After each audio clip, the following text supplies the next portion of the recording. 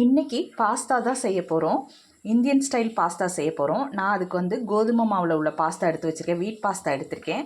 வாங்க எப்படி செய்யலான்னு பார்க்கலாம்.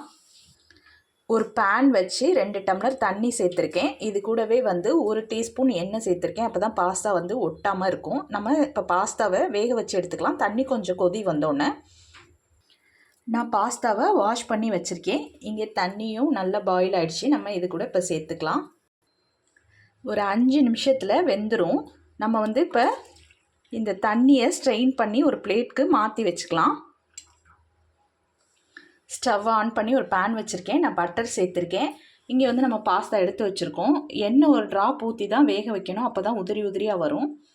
இப்போ வந்து நான் ஒரு 10 பல் பூண்டு பல் எடுத்து பொடியாக கட் பண்ணி வச்சுருக்கேன். அதை சேர்த்துக்கலாம். ஒரு பெரிய சைஸ் வெங்காயம் பொடியாக கட் பண்ணி வச்சுருக்கிறேன். அதையும் சேர்த்துக்கலாம்.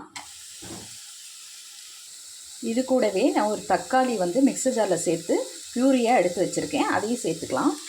நம்ம வந்து இந்த பாஸ்தா வந்து வீட்டில் உள்ள மசாலா பொருட்கள் வச்சு தான் செய்ய போகிறோம்.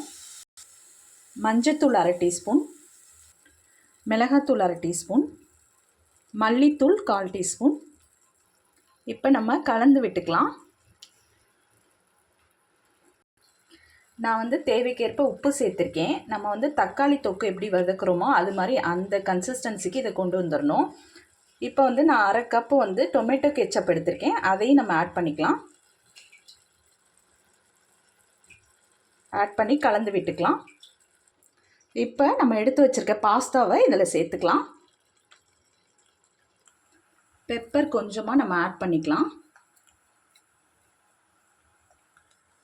கொத்தமல்லி இலை தூவி நம்ம ஆஃப் பண்ணிக்கலாம். வீட்டிலே இருக்கக்கூடிய மசாலா வச்சு செய்யக்கூடிய இந்தியன் ஸ்டைல் பாஸ்தா ரெடி ஆயிடுச்சு. நீங்களும் வீட்டில் ட்ரை பண்ணி பார்த்துட்டு கமெண்ட் பண்ணுங்கள்.